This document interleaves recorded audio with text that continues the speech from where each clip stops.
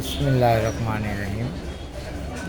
ইপাট্রোপিয়াম bromide এবং salbutamol সম্পর্কে আলোচনা করছি।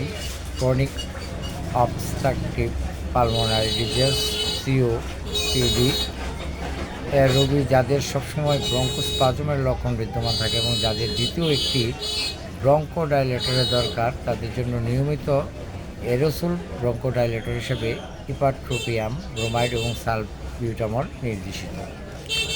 সেবন মাত্রা স্বাভাবিক মাত্রায় 2টি ইনহেলেশন দৈনিক 4 বার। রোগীর প্রয়োজনে অতিরিক্ত ইনহেলার লোশন নেওয়া যেতে পারে, তবে 24 ঘন্টায় মোট 12টি ইনহেলেশন এবং এর বেশি গ্রহণ করা উচিত নয়।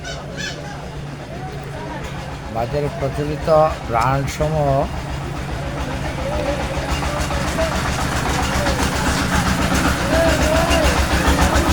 ইপাট্রোপিয়াম ব্রোমাইড এবং সালবিউটামল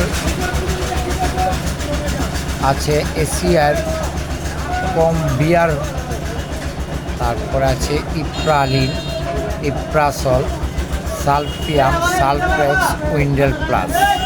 এই সমস্ত ব্র্যান্ডগুলো রয়েছে ইপাট্রোপিয়াম ব্রোমাইড এবং সালবিউটামল কম্বিনেশনে। সবাইকে অসংখ্য ধন্যবাদ।